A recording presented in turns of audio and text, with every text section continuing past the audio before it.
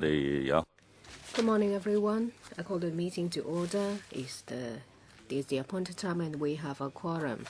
This is the Bills Committee on Contracts, Rights of Third Parties Bill. This is the first meeting, so we have to elect a chairman. Who would like to do this? Mr. Kenneth Leung, do you accept? Yes, I do. Any seconders? Seconded by Mr. Tony Tse. Mr. Kenneth Leung, elected chairman. And I now hand the meeting over to him.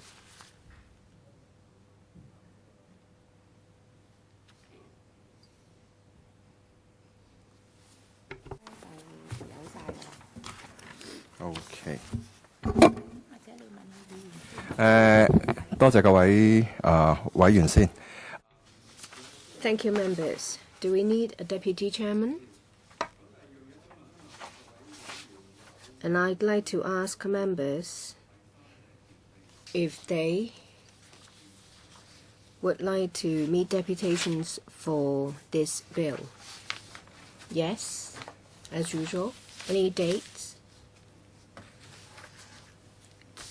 The earliest is the 7th of May. 8:30. Also 8:30. The 7th of May.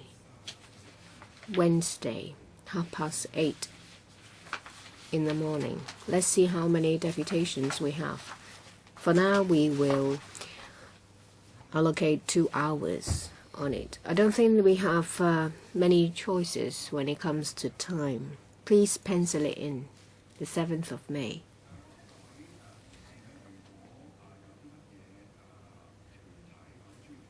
Members, if you have in mind some bodies, organizations, in particular those from the industry, please give the list to Mary.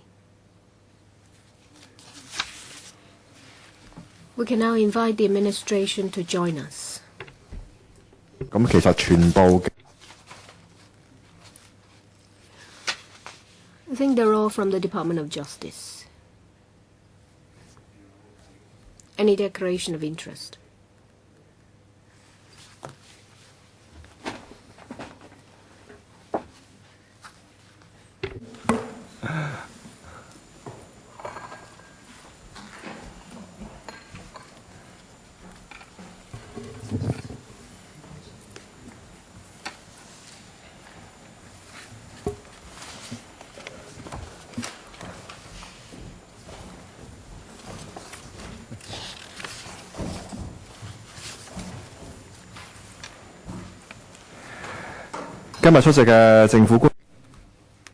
You find the list of attendance in front of you. We have Mr. Peter Wong, Ms. Deneb Zheng, Mr. Sunny Chen in the first row, second row, Ms. Peggy Aoyang, and Ms. Angie Lee. They're all from the Department of Justice.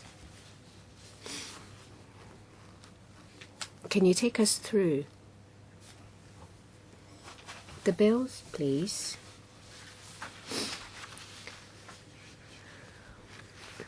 This is the Contracts Rights of Third Parties Bill. The proposal is to implement the recommendations in the report in 2009 or in 2005 by the Law Reform Commission to remedy an unfair situation. That is, when a third party would like to get some interest or through the court exercises rights and interest, currently they are not allowed to do so under contract law. This is unfair. The contracting parties may not gain damages. Say, for example, declaration contracts between parties A and B. Contracting parties A and B said that they will engage party C. Party C may be a friend, family members, or companies. Say, for example, that the decoration will have to be completed within 6 months. Party B, during the process of decoration, may experience some delay. Party A has a duty to pay the decoration fee, but he will not get compensation or damages because the beneficiary will be Party C. The LRC has studied this issue for a considerable time. They would like to eliminate the unfairness in the situation, and they would also like the third party to be able to exercise his rights. This has struck a balance among the different parties.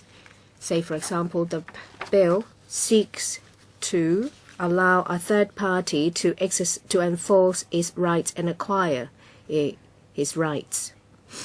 Another bill, you will find the circumstances under which the third party may acquire and enforce rights.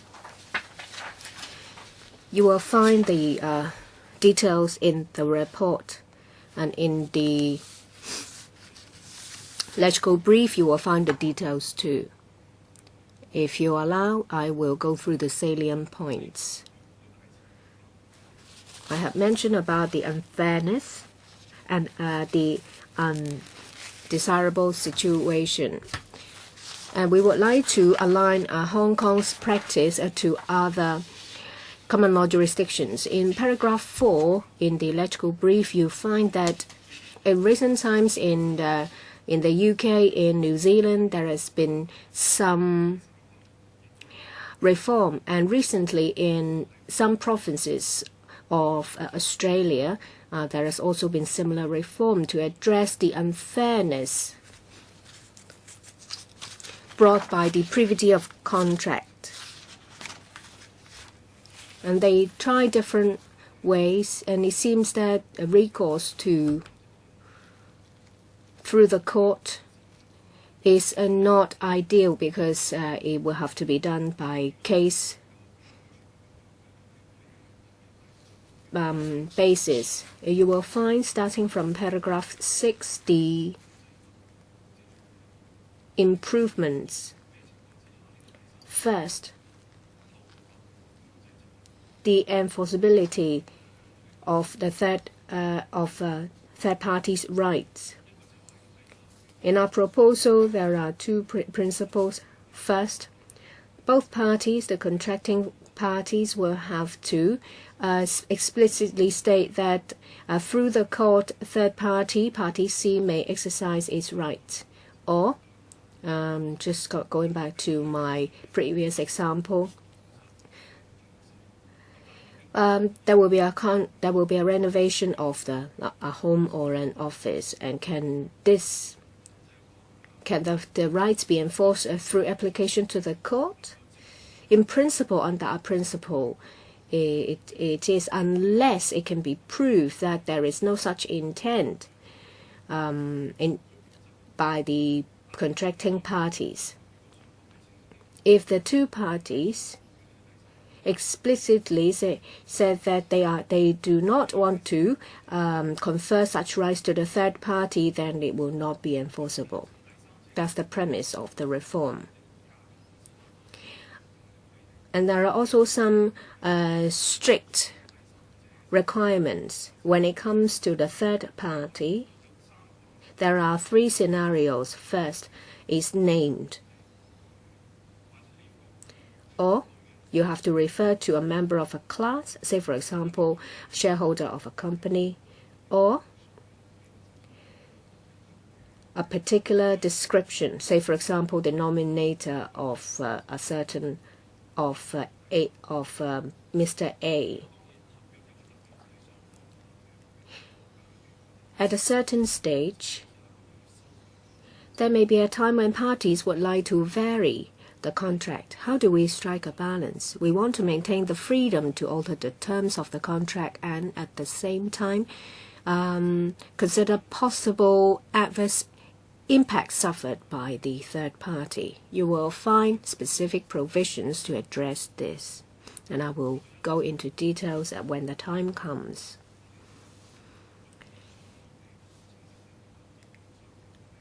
Notwithstanding the fact that both parties may expressly state the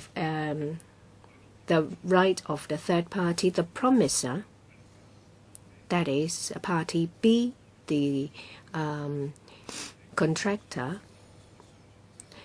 will not have to bear double liability. We have to ensure that apart from the third party, the other party in the contract may sue for damages, and we have to ensure that this will not happen. There are also some details, say for example arbitration clauses. We have put in place some clear provisions for parties to realize the intent of the contract. And we've also considered exclusions. In the recommendation of the LRC, they also agree that where there is a clear structure or framework, there should be some exclusions. In paragraph 15, you will find certain situations in which when this does not apply, say for example bills of exchange, negotiable instrument contract for the carriage of goods by sea or by air, letter of credit, and a covenant relating to land. And that is also the views given to us about the Bar Association. And we have struck a balance. Of course, we have also considered whether there is a sufficient policy reason to maintain the current system. We have also considered the articles of a company under the company's ordinance. This will cover contracts entered into after the commencement of the scheme. So this is for the way forward. That's my presentation. Thank you. Thank you, Mr. Wang. First round of questions from members. Please raise your hands if you want to speak. Anyone else? I won't set a time limit. Tony Chair. My question is very simple. I'd like to clarify one point. Right now, this bill about the rights of third parties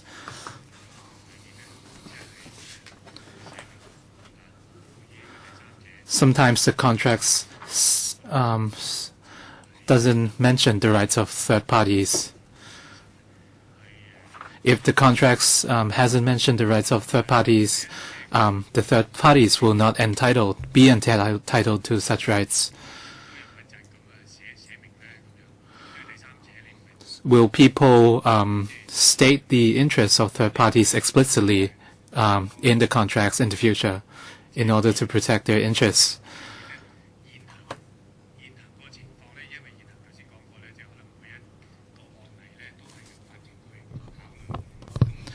At the moment, each case is considered by the courts one by one.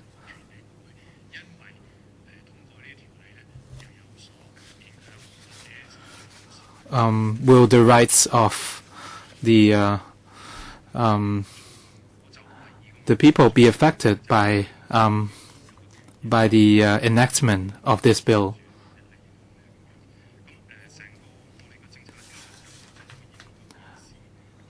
Our principle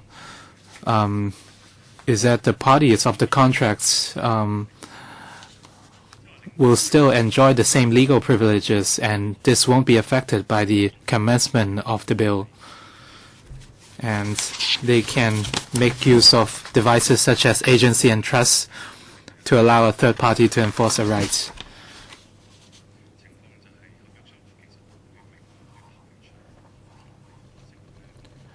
And contract parties may explicitly exclude the effects of the bill. When we look at cases in the UK, in some cases, they might state the intent of the contract explicitly. And if they do not want third parties to enforce certain rights, they will state so in the contracts.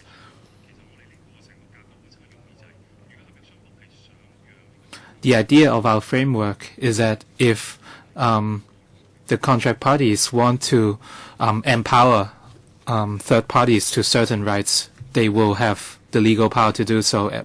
But if they do not, they can also state that in the contract.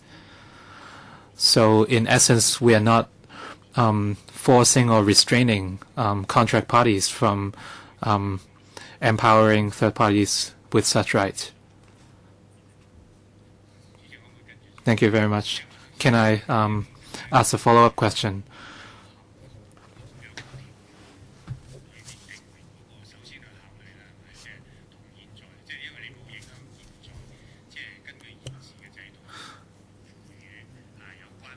I understand that the contract's clauses won't be affected by the system. We might have a clause in the contracts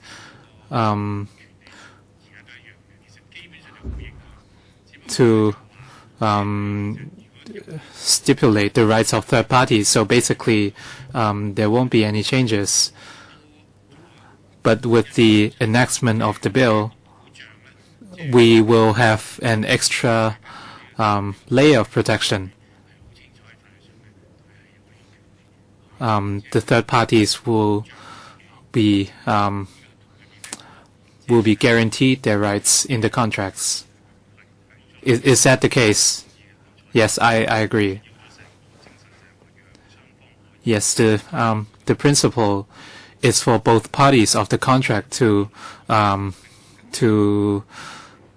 execute their original intents, and their rights won't be affected. Any more questions? Questions from other members? If not, I'd also like to ask a question.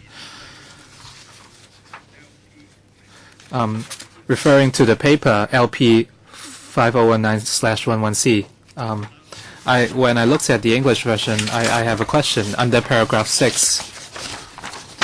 For the tests of enforceability under contracts law, a promisee can execute a remedy in different ways. According to the contracts, can different legal claims be executed, like junctions, or can a third party only ask for a specific performance? This is a technical problem, and we can look at clause 5 of the bill. And after the third party can be considered one party of the contract, and any remedy, any law related to the remedy can apply accordingly. And so there won't be a compulsory execution or performance. And any law related to the remedy can apply. So in simple terms, the third party can be considered a party of the contract, and they will be entitled to protection from the courts. Under paragraph 9 of the paper on the rescission of contracts,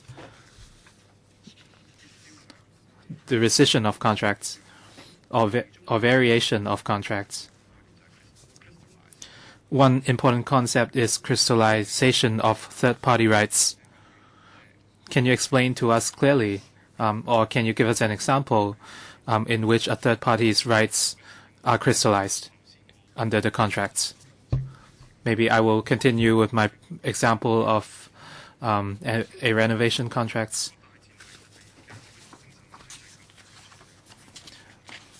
The underlying principle was laid out in paragraph 9, and it's and both parties can amend the terms of the contracts. However, if due to such change a third party's rights are affected, if we look at clause 6 of the bill, under this brackets 2, if a third party agrees to the rights afforded by the contracts,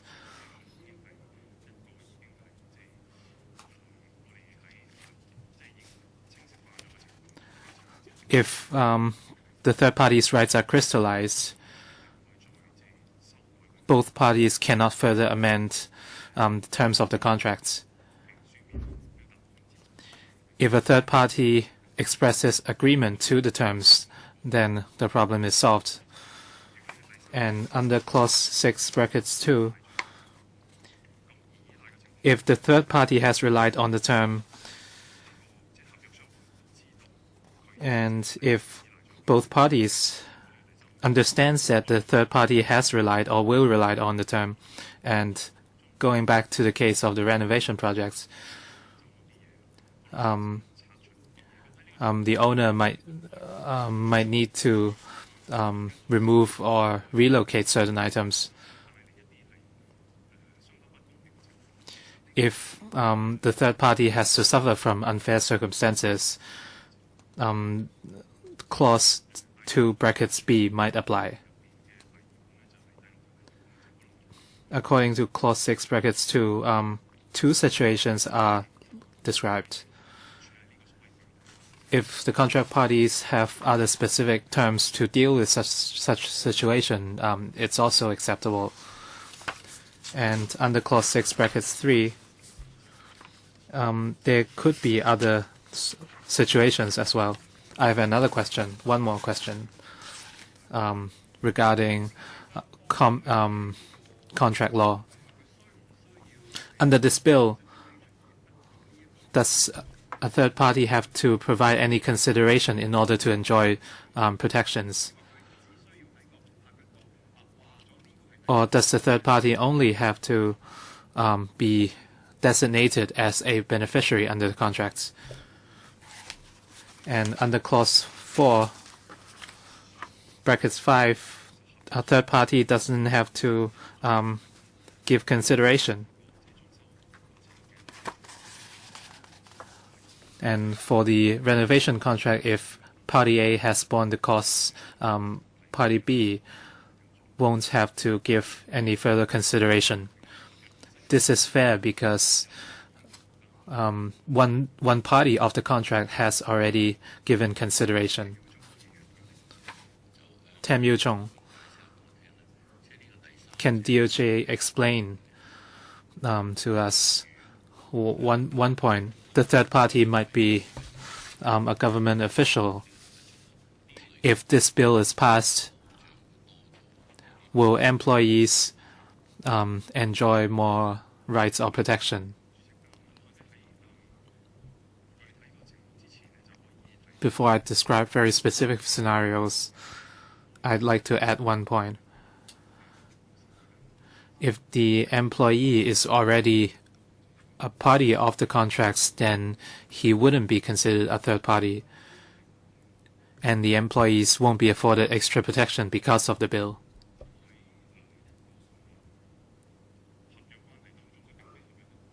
If an employee isn't a party in the contracts, for instance, for renovation projects, parties A and B are both involved in the projects. Party A might be the contractor, if their employees make a mistake, there might be exemption clauses in the contracts.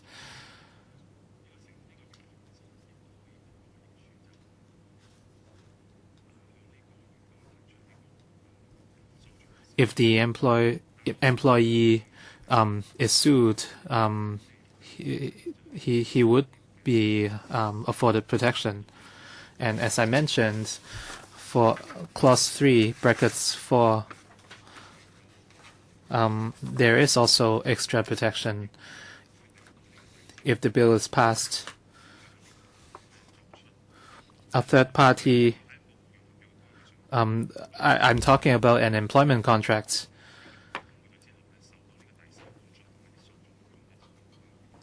An employer cannot enforce a term of the contract against an employee.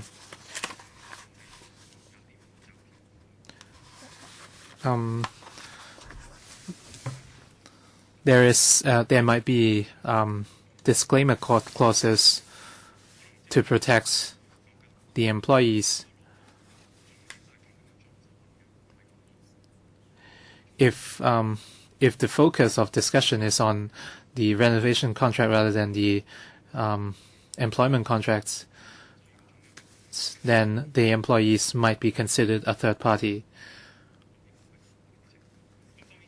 And in such cases, the employees might be protected by disclaimer clauses for cases like insurance, medical insurance.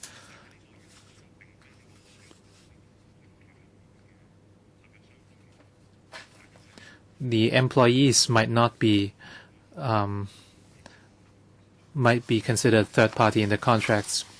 So in such cases, they can enjoy the protection.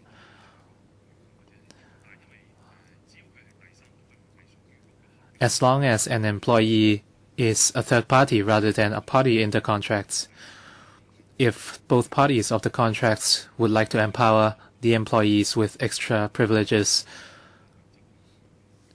the third parties can enjoy such rights after this bill is passed. Mr. Dennis Kwok, I remember when the Act was passed in the UK, during a debate in the in House of Commons and the House of Lords. I remember there was a strong view from the construction industry, because very often when it comes to construction contracts, third-party rights are involved. And I believe that that can be addressed. As Mr. Wong said, in the contract, they may state who are the third parties that may be affected by the contract. The UK experience was that there was a strong view from the construction industry. So perhaps when we are seeking views from deputations, maybe you seek the views of the CIC, the Construction Industry Council. I believe that they have given you their views, but ask them anyway if they have any strong objections. Mr. Wong? We have received views from different sectors asking for exemptions. There are diverse views from the construction sector, opposing and supporting. Of course, some of them ask for exemptions. But I see that the LRC have considered the views of different sectors, and it's their view to keep the structure. As Mr. Kwok said, this is facilitation, and it can be dealt with by the terms of the contract.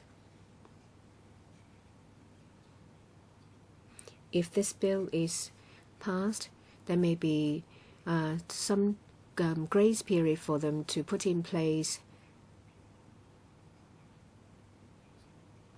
certain arrangements for facilitation. Mr. Kwok, any other questions?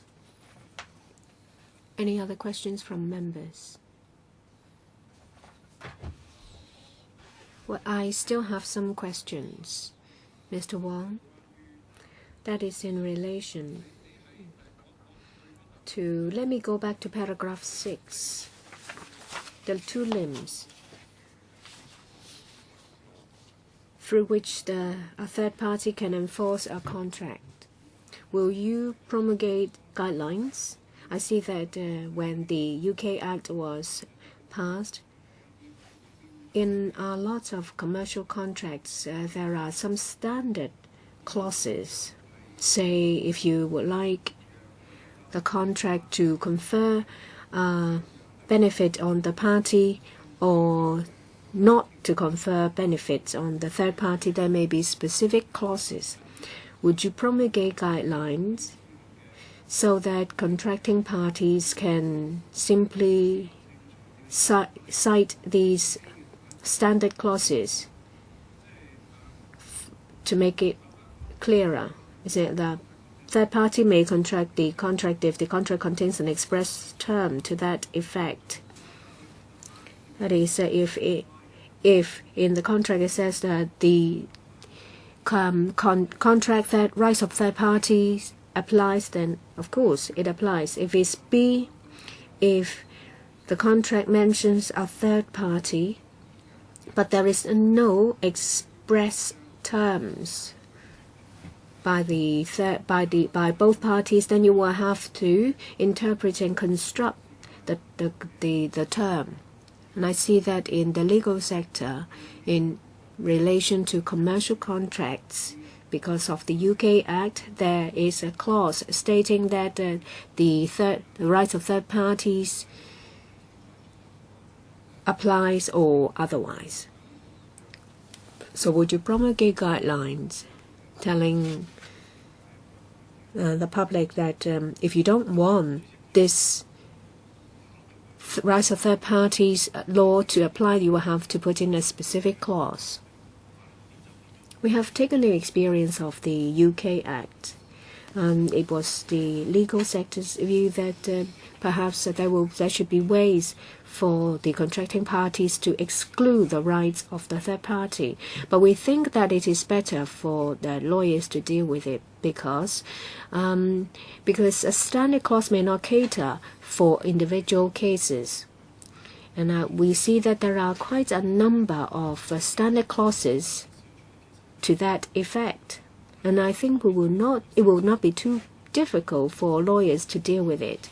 And we want to leave it to the lawyers or the legal sector so that the needs of the parties can be met. It will be better for that to be done. Thank you, Mr. Wong. Mr. Porte.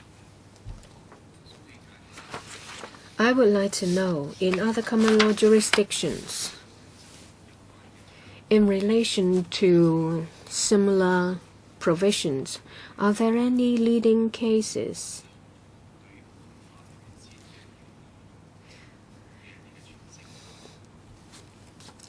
About the interpretation of the impact on the original common law provisions. I think it would be better if we have a specific document. If you are referring to specific cases, so we can do some research and supply the information to you. In this regard, we don't find too many such authorities. This is an added protection, so it doesn't affect the benefits conferred under trust law, agency law, common law, or contracts law. We see that in some UK authorities, for enforceability, there are two scenarios. First, there is an express term conferring the rights to a third party. And the second scenario may be subject to contention. There is a third party interest, but can such rights be enforced by the law? The contract will be looked into to see if the intent, to construct the intent of the contract. My only concern, of course, is like what the paper said, that the rights of third parties can be crystallized in situations when it wasn't clear before. Some of the provisions are quite technical, and it may be up for manipulation. If you don't have the resources or means, and you're a third party, and you don't understand the law, then you will lose out, because you may have to make an express objection statement. And there is also the arbitration. Maybe the third party does not know about these redress or remedies, and they may not take action before the deadline to seek redress from the court. So for third parties without a legal team behind them, they may not enjoy the added protection. So I'd like to know, for the other common law jurisdictions with the legislation, say in the construction industry, small-scale small-scale renovation companies, construction companies, or foremen, they may not be able to enjoy the added protection, and as a result, there will be adverse consequence that wasn't intended in the first place. Mr. Wong, we will prepare a paper to set out the possible benefits. And a member mentioned about some concerns. Well, we can mount publicity and education program for the public to learn about the provisions.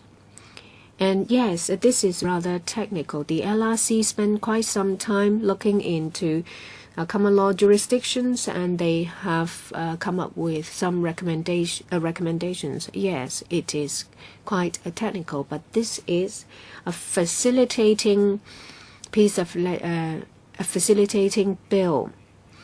And I heard that there was some mandatory provisions. But we do not introduce mandatory performance or something like that. This is only to provide added protection to the third party. Say, for example, if there is a request to use arbitration with conditions to exercise the benefit, yes, you may need to meet some conditions before you can exercise or enjoy your benefits. Say, for example, Party C in the renovation contract. Well, Party C can get the work of the renovation, but there may be an arbitration clause stating that if any party is in default, it may be resolved by arbitration. Yes. So there is a duty for the third party to do certain things. Say, for example, use arbitration instead of litigation in the court before they can get the rights. So yes, there is enforceability, but they will have to meet certain conditions first, and this can be reflected by the terms of the contract. And as I said that. Well, if you want specific authorities or cases, we will give the same in the next meeting. In other words, if there are, say, for example, a third party fails to take certain actions or meet the condition, the fallback will be the original situation. That is the protection afforded under the common law. Their position will not be worse off.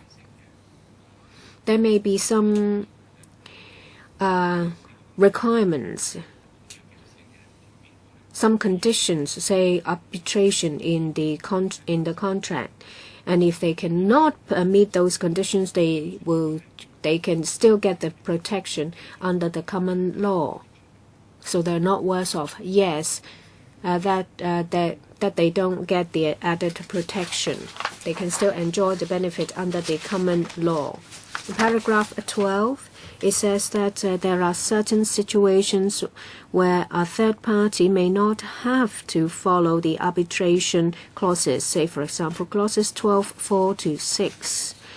They deal with such situations. Mr. Tse asked detailed questions in this area. If the pursuance of the claim does not follow the bill, say for example, is done by non-contractual claim, say tortious or statutory claim, or resort to the common law position or trust law, that means they can still seek remedy through other recourse without following the one under arbitration. Well, if they want to make use of the contract, to exercise their terms under the contract terms, they will have to follow the contract terms. And if they don't want to do that, and if they want to seek redress through equity law, contract law, or common law, then they can still do so. Other questions? If not, I suggest that we should start clause by clause. Yes, on the 7th of May we have a public hearing. But I don't want to spend too much time on it, so I suggest we will start clause by clause. And if after the public hearing we realize that there may be a need for amendments to the clauses, we can discuss it in the next meeting. Bear this in mind. So it doesn't mean that if we finish the clause by clause, the whole thing's finished. My practice is to scrutinize the Chinese and the English versions at the same time, instead of doing it one after the other. Yes, it will be better. Who is to take us through? Mr. Wong? Thank you.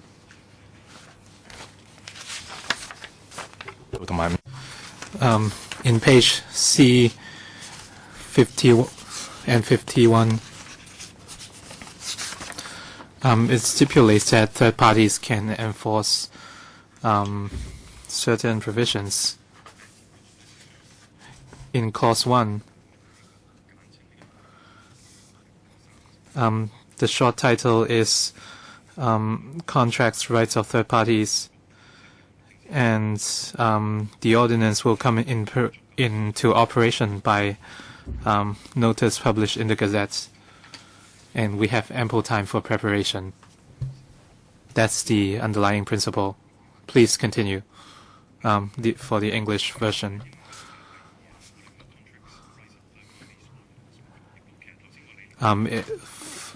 The English wording is also Contracts, Rights of Third Parties Ordinance, and the enactment date is stipulated. Mr. Wong, how long will the trade have to adjust to the bill?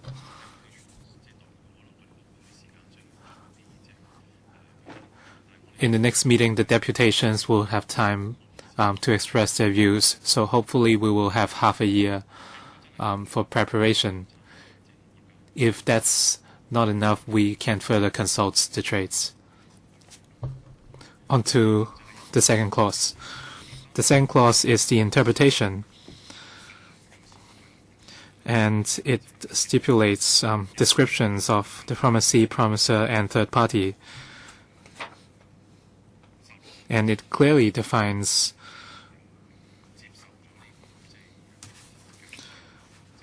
what a promisee means, and the promiser is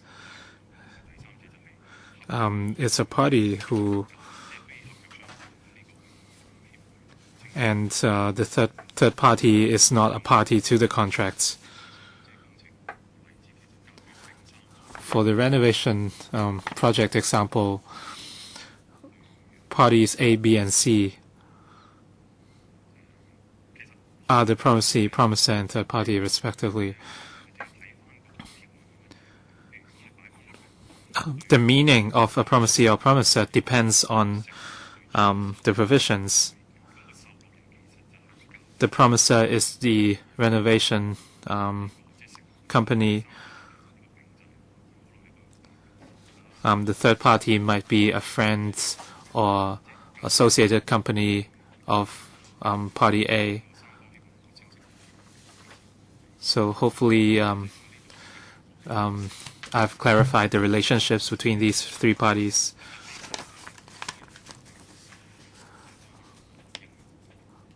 Clause 3 is on the application of the bill. Any questions so far on the definitions?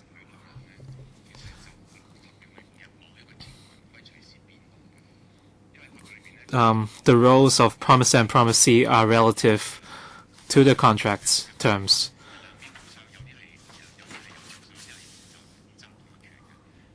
The rights, the privileges and responsibilities depend on the specific contracts. The roles can change. The roles of the promisee and promisor. Yes, I agree.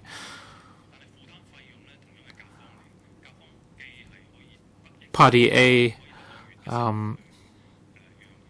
can enjoy the promises made by Party B, but at the same time, Party A has to bear the renovation costs. So Party A can be both the promisee and promisor depending on the circumstances. On to Clause 3. It's on the application of the bill.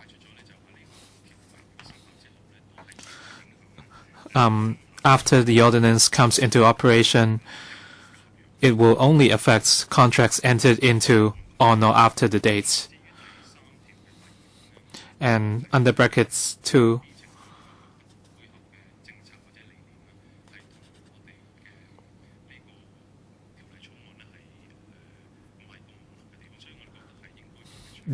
in some cases, the bill might not apply.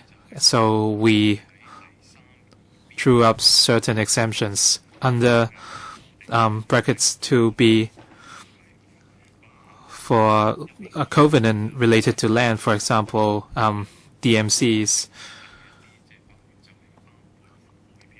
And there are other cases with existing legal structures, including bills of exchange,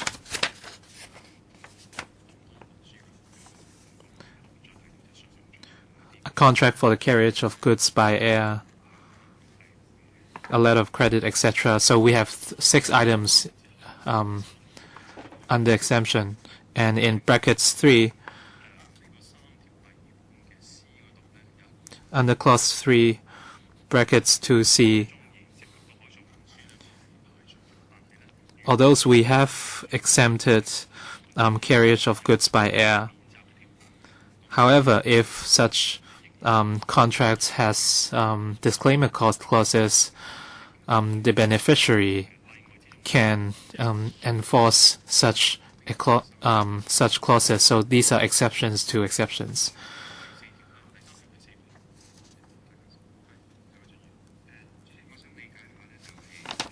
Paul Chair. Under brackets 2, items A to F, they are self-explanatory clauses, so they are exempted. The Law Reform Commission recommended inclusion, recommended including DMCs. So what were the grounds of incorporating DMCs?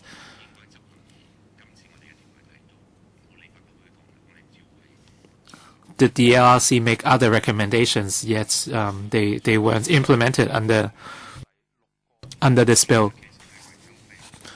For those 6 items,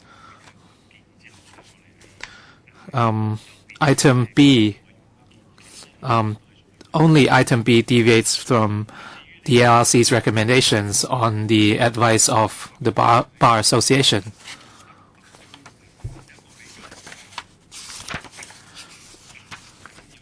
The LLC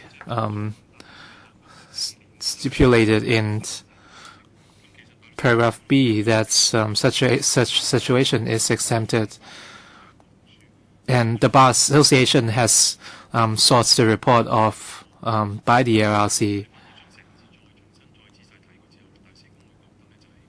And after reviewing the entire matter, if land covenant is involved,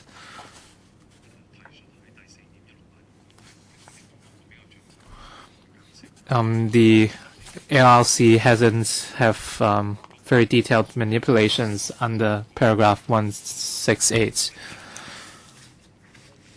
And we agree with their views. We already have a comprehensive system governing land covenants. How do other common law jurisdictions handle land covenants or DMCs? In the UK, multi-story buildings aren't very common. So under their law, they haven't exempted DMCs. So our situation is different from that of the UK. And having sought the advice of the Bar Association, we already have a complete set of rules governing land covenants. So the case is different from the UK. I understand Singapore has similar provisions. They also have a lot of buildings governed by DMCs. For the situation in Singapore, perhaps my teammate can add to my views. In page 142 of the reports from LLC, it mentioned the provisions in Singapore from page 142 to 145. The provisions in Singapore are very similar to those of UK, so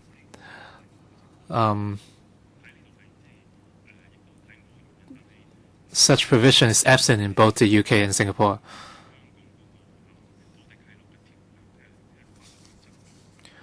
The Bar Association has reviewed provisions on land covenants in Hong Kong, and we agree with their views, and that's why we have incorporated them in the exemption clauses.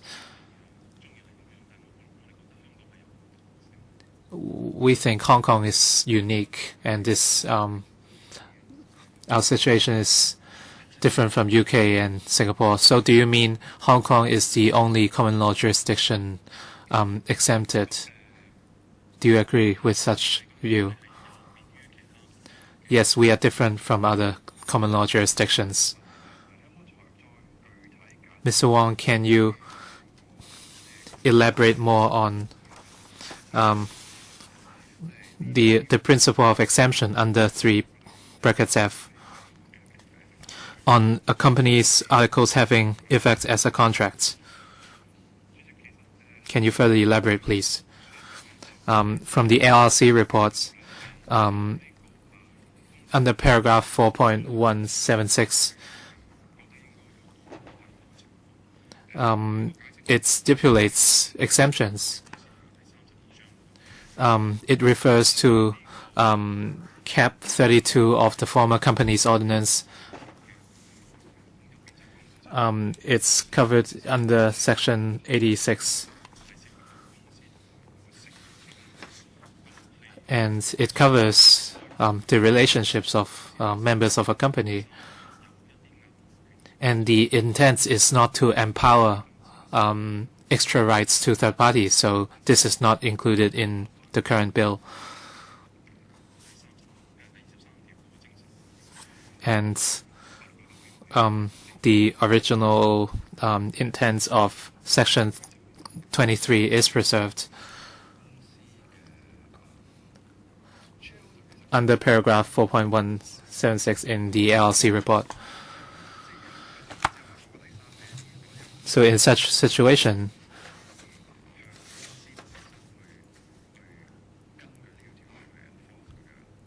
third parties cannot enforce their rights under this bill. Is this correct?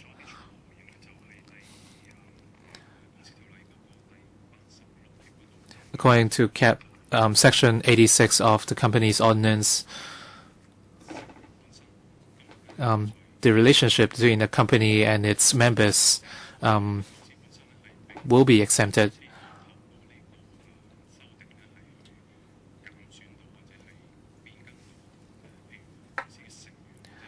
The bill doesn't intend to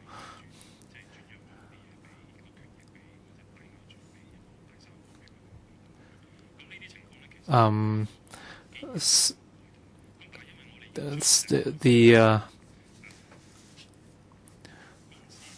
relationships of the contract parties haven't been affected by the bill, and these situations have been exempted according to Section 86 of the Companies Ordinance.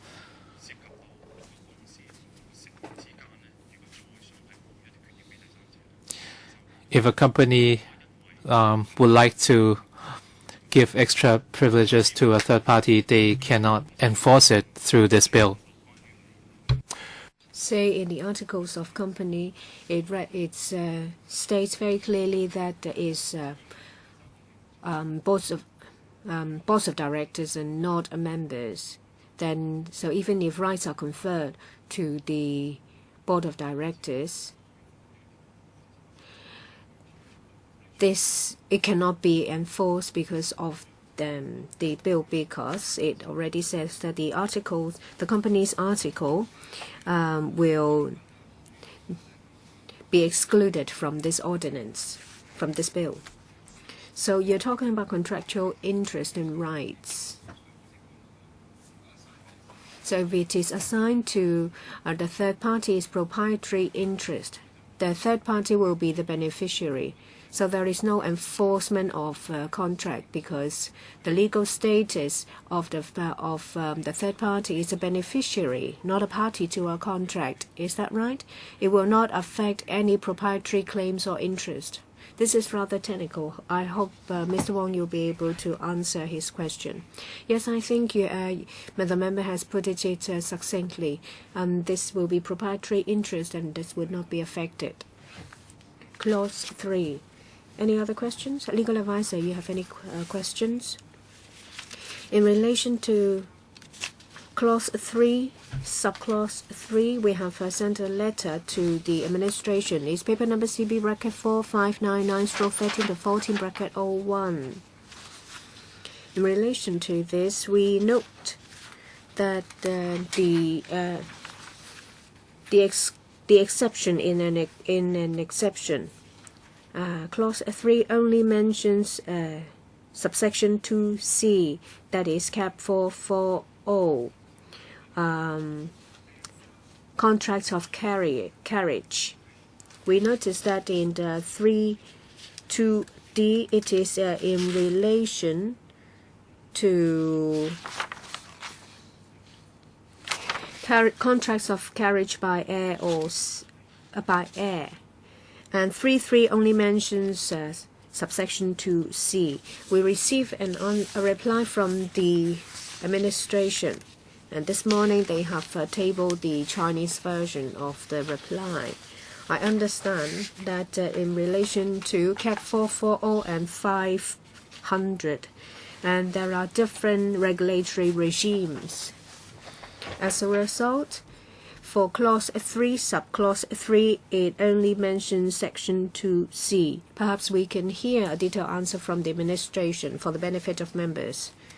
So 2D, subsection 2D, why is the treatment different from subsection 2C? Not all of us are lawyers. Perhaps I will give a preliminary explanation and then I will defer to my colleagues. As the legal advisor stated indeed, there are two regimes. CAP 440 is contract of carriage by sea, and CAP 500 carriage by air ordinance. In paragraph 4.173 in the LRC report, carriage by air ordinance has been analyzed in detail. There are some international conventions involved, and there are some limitations to the compensation or the parties. Say Warsaw Convention 25A, Article 25A.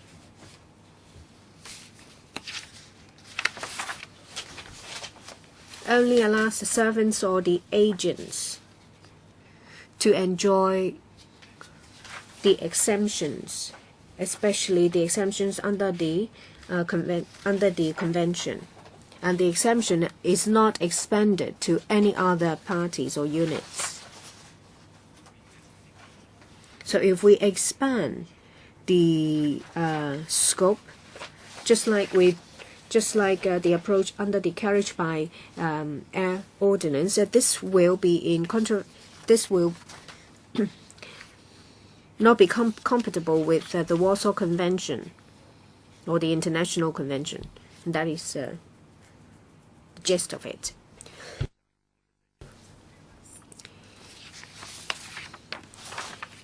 In 2C, the bills of lading, under the bill of lading and analogous shipping documents ordinance CAP 440. There was no exemption, but we do not rule out the chance that the third party can invoke the exclusion clause under CAP 440. CAP 440 does not regulate that, so we do not exclude a third party in exercising that exclusion. And when we look at CAP 500 carriage by air ordinance, the purpose of the ordinance is to enable applicable international convention to apply to Hong Kong, say for example the Warsaw Convention and the Montreal Convention. There are some exclusion clauses specifying certain parties under that they apply. When we exclude CAP 500, we at the same time exclude these exclusion clauses. In paragraph 3, this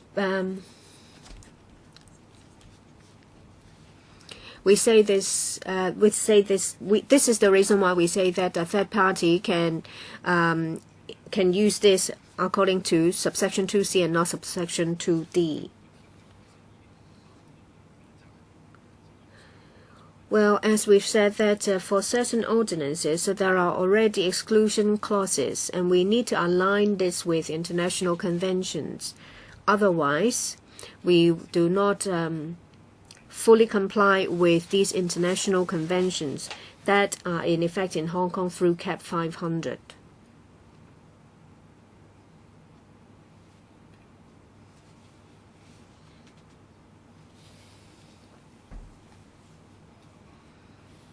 Any other questions, members, in relation to clause 3?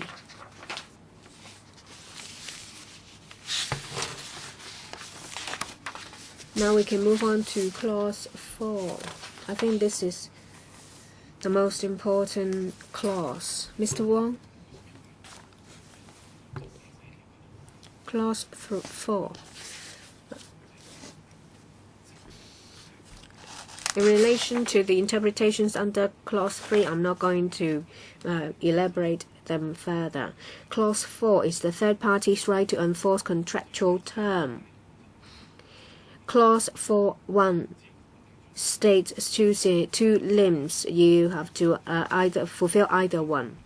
1A is the contract expressly provides that the third party may do so. That include some exclusions or limitations to liability. It says clearly, it refers to terms expressly providing exclusions. 1B is in relation to terms conferring benefits on a third party. And you will have to look at this with 4.3. Clause 4.3 refers that subsection 1B does not apply if, on a proper construction of the contract, the term is not intended to be enforceable by the third party. A third party, as a result, cannot invoke this provision. So you need to look at 1B together with 4.3. 4.2 is important because it refers to an express term. If a party wants to acquire the rights, the party must be expressly identified by either by name or as a member of a class. Just like the example I gave, say a shareholder of a particular company, or as answering a particular description. Say it's a nominee of someone. So 4.2 identifies the third party to which this applies. Clause 4.4.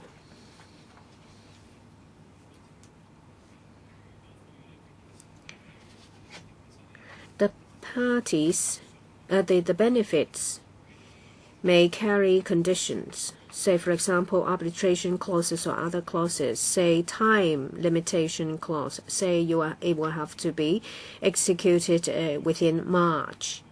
So in the end, it's down to the interpretation of or construction of the contract. We should not look solely on the terms. We'll have to look at the contract as a whole. 4.5 is in relation to consideration. It says that there is no need for consideration. 4.6. If a third party does not exist when the contract is entered into, say, for example, is an unborn baby, it can still be a third party. When the baby is born, then it will be a third party that benefits from this. So when the contract was entered or executed, it wasn't, the third party is not in existence, it does not matter. And I think this is a hypothetical question. If in the contract there are different third parties and the rights of these third parties may be competing, is there a mechanism or authorities dealing with competing interests of different third parties under the same contract? In relation to authorities, well, I will defer to my colleagues. We do not rule that out because the party may be named, say, 3 people. And the relationship among these 3 people and their interaction depends on the contract, but it's always about Clause 4.4. They will have to be construed with the contract as a whole.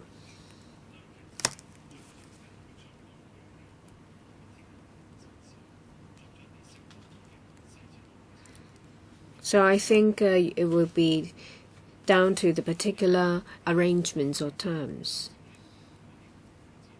We don't have the information, but we don't rule out the possibility that there are authorities. Mr. Potter, in relation to 4, does it apply to counterclaims? Well, now this is about rights of third parties. We have provided a way for them to be a party to the contract in effect. So, can there be counterclaims against a third party? And the counterclaim may be bigger than the claim itself. Have you catered for that? There is a possibility. Under clause 8.3, you will find specific arrangement. This is about proceedings brought by third party to exercise certain rights. The promisor may file a counterclaim.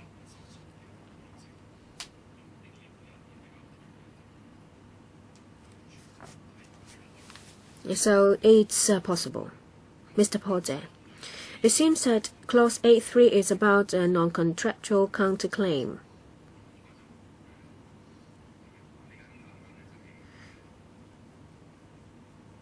Is my understanding, do I understand it correctly, that once the proceedings have been initiated, there may be some tortious claims or statutory claims?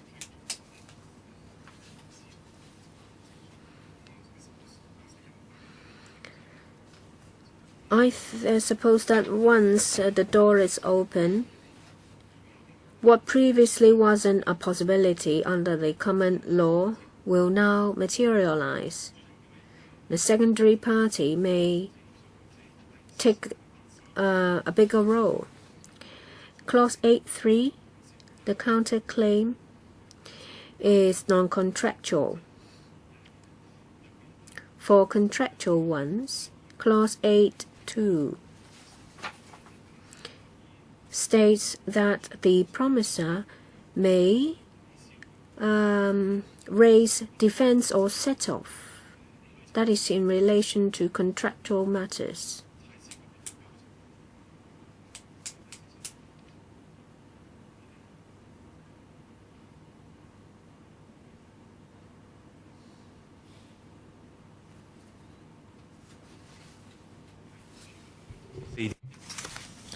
In paragraph 4.121 of the ARC reports, this issue has been discussed. Ms. Chung, according to paragraph 4.121 of the ARC report, different solutions have been discussed. The conclusion was the counterclaims only apply to matters not arising from the contracts. The principle of the entire reform is to pass on benefits to third parties, and third parties will be free from burdens or responsibilities. If a promisor are allowed to lodge a counterclaim, they will be able to pass on burdens to third parties, and the LLC thinks that the counterclaims should only apply to burdens not governed by a contract. You cannot raise counterclaims against third parties in a contract, but set-offs are possible, right? Yes. Paul Chair, you have to leave, right?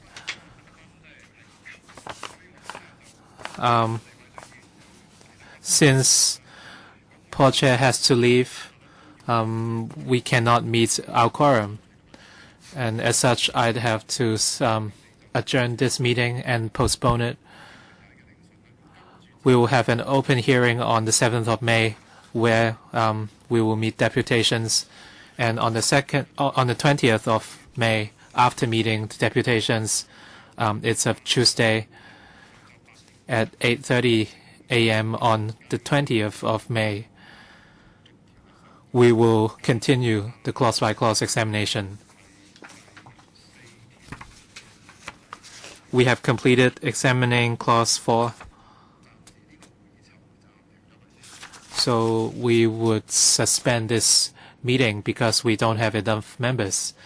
And we have received a call from the Secretariat. Thank you very much, all members and administration of representatives.